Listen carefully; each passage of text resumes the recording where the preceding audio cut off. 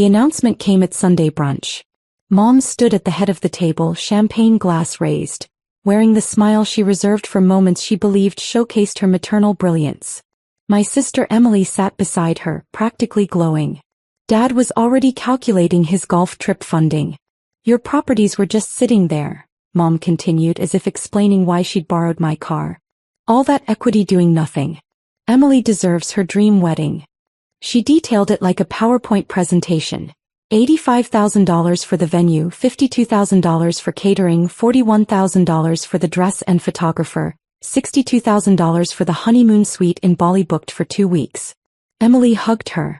You're the most generous mother anyone could ask for. I set down my coffee.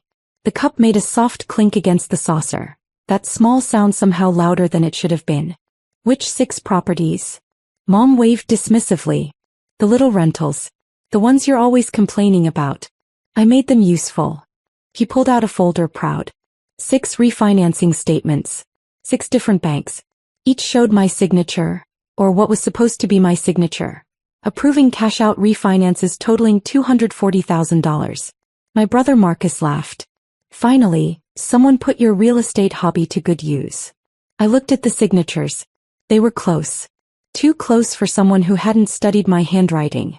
But I'd been signing property documents for 11 years. I knew the way my capital R curved, the specific pressure point where my pen always caught on the second loop. These were forgeries. Competent ones. But forgeries. When did you do this? I asked quietly. Over the past 6 weeks, Mom said. I worked with a lovely mortgage broker. Very understanding about family situations. 6 weeks. 6 properties. 6 separate acts of fraud, each one carefully timed. The folder showed the progression. First property refinanced November 2nd, last one completed December 8th. The wedding was December 22nd. She'd built a timeline, executed it flawlessly, and walked away with $240,000 that wasn't hers. I didn't explode. I've learned something about anger over the years. It's just grief moving fast. And I was grieving something right then, though I couldn't name it yet. The banks approved these? I asked. Of course. You have excellent credit. Mom's voice carried that edge that meant questioning her was ungrateful. I'm trying to help your sister. Why are you making this difficult? There's a psychological concept called the sunk cost fallacy. You keep investing in something failing because you've already invested so much. For 11 years, I'd been investing in the slot machine of family, convinced the jackpot of recognition was mathematically inevitable. Every property I bought they called reckless. Every tenant I secured they called lucky.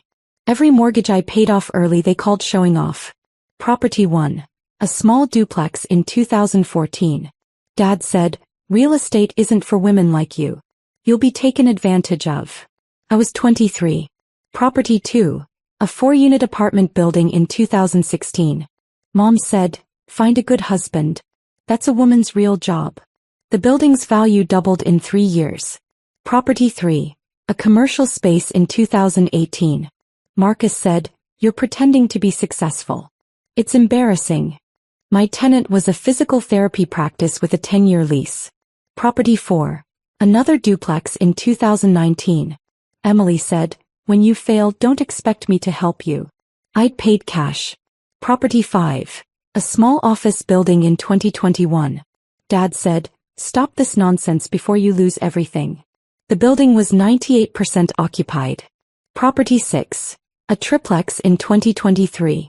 Mom said, you're wasting your inheritance playing landlord. There was no inheritance. They'd remortgaged their own home twice.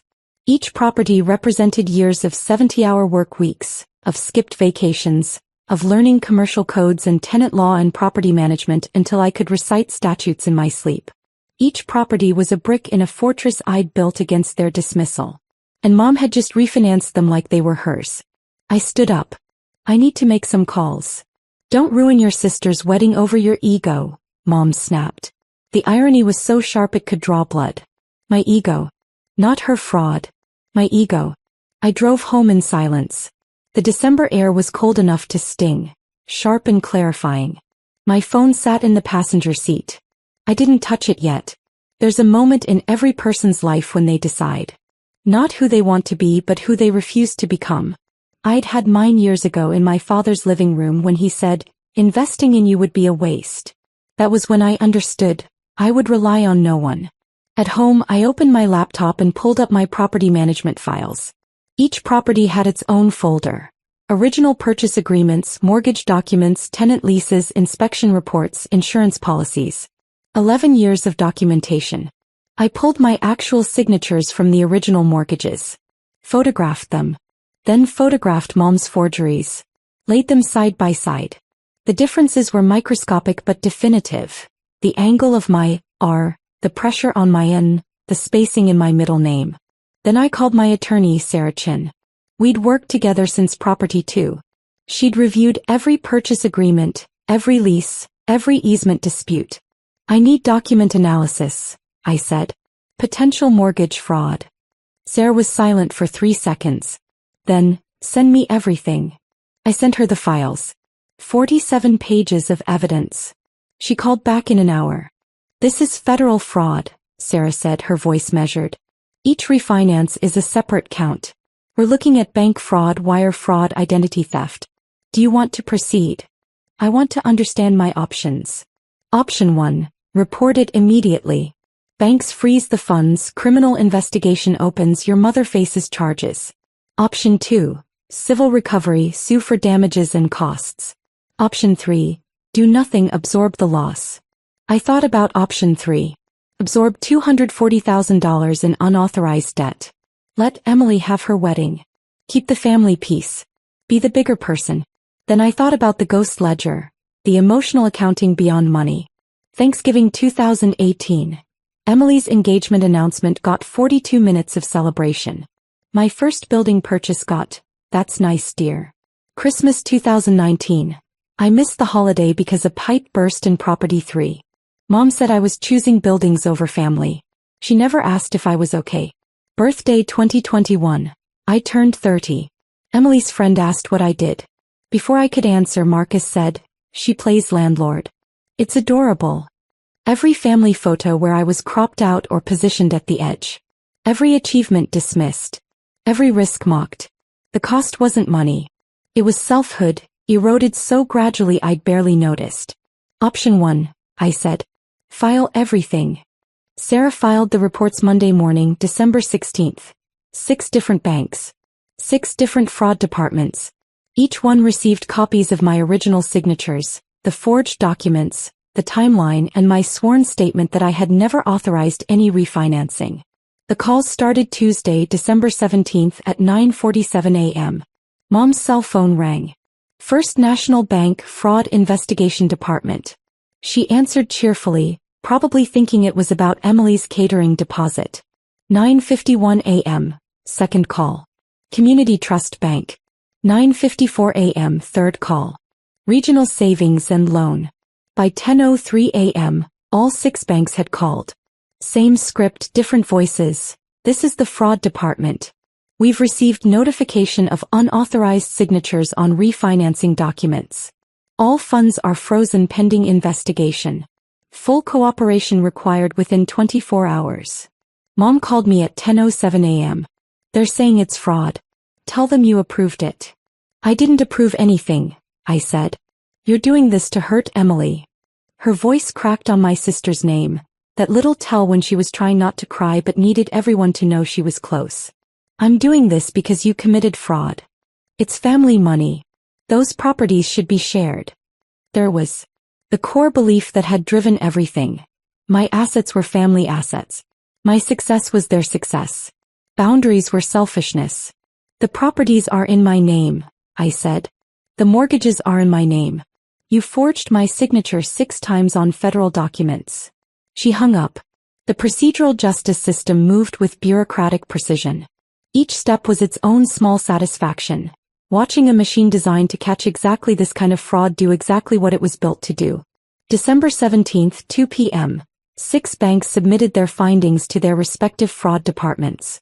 Each analysis included original signature comparison from mortgage files, forensic handwriting analysis showing 94.3% probability of forgery, ink analysis revealing documents were signed within 48-hour windows despite being dated weeks apart, IP address logs showing refinancing applications originated from mom's home computer. December 17, 4:30 p.m. Banks contacted the FBI. Bank fraud involving multiple institutions requires federal coordination. December 18, 9 a.m. FBI Financial Crimes Unit opened case file #2024 Mortgage 4472. My attorney provided supplementary evidence. My travel records showing I was in 3 different states during 2 of the alleged signing appointments. December 18, 2:15 p.m. Federal prosecutor reviewed the case. Assigned to Assistant U.S. Attorney Michelle Torres, who specialized in mortgage fraud. December 19. Mom hired an attorney, Gerald Blackstone, who specialized in white-collar criminal defense. His retainer, $45,000. He borrowed it from my aunt. December 20th, Blackstone requested a meeting with AUSA Torres. He arrived with a settlement proposal. Mom returns the money, banks drop complaints, no charges filed. Torres's response was 9 words. Your client committed 6 federal crimes. No deal. The evidence was systematically dismantled. Mom's claim, she gave verbal authorization. Counter evidence. Phone records showing no calls between us during the 6-week period.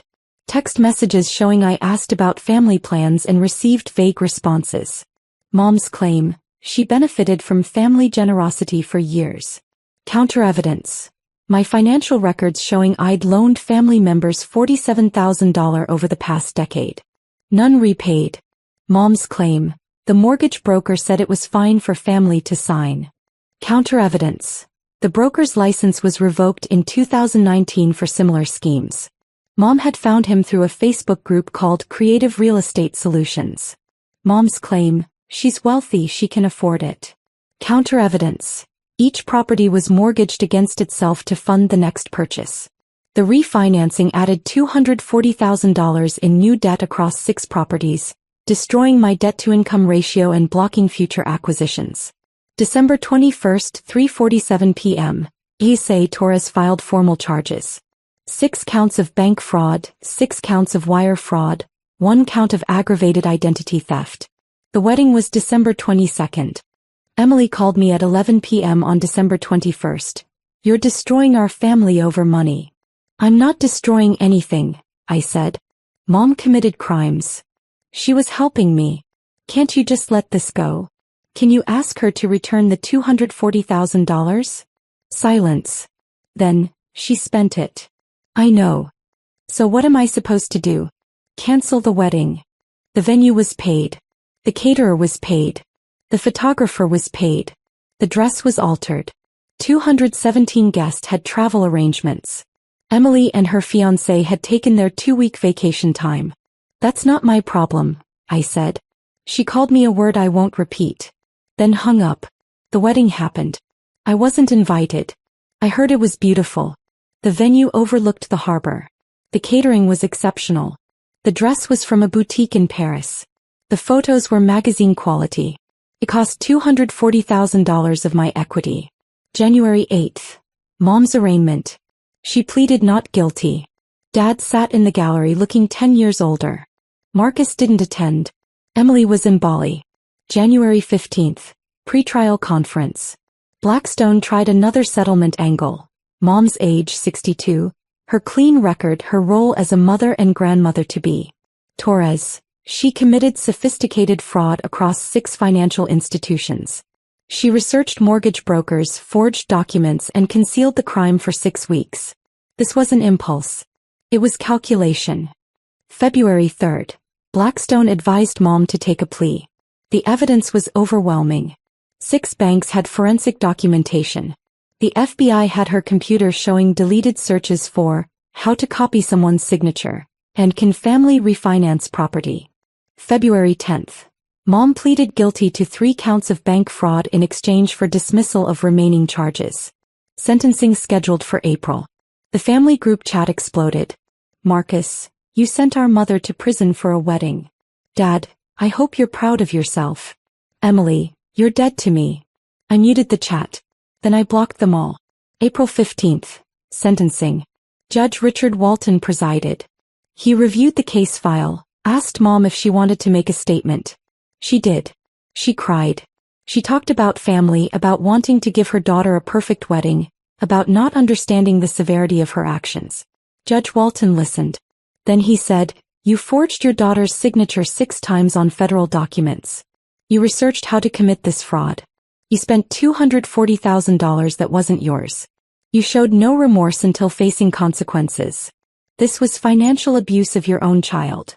Sentence: 18 months federal prison, 3 years supervised release, $240,000 restitution, 200 hours community service.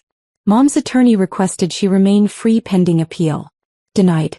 She reported to FCI Alderson on May 2nd.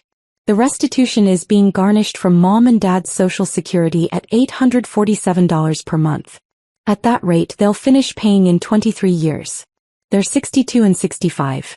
Emily and her husband moved into Mom and Dad's house to help with expenses. They argue constantly. I heard about it through mutual acquaintances. Marcus stopped speaking to me entirely. He sends birthday and Christmas cards to our parents in prison. Never mentions me. I've rebuilt my credit score. The unauthorized debt was removed from my record in August. By September, I'd refinanced 3 of the properties legitimately, pulling out equity I'd actually earned. In November, I purchased property 7, a 12-unit apartment building near the university. 20-year financing at 3.8%. My lender said it was the cleanest application she'd seen in months. The folder from that Sunday brunch is in a file box in my office. Sometimes I take it out and look at those forged signatures. They're very good. If I didn't know my own handwriting as intimately as I know my own heartbeat, I might have been fooled. But I do know it. I know every loop and angle because I've signed 11 years of documents building something that was mine. Not theirs. There's no place for them in my world anymore. The account is closed. The balance is 0. And I am finally, completely in the black.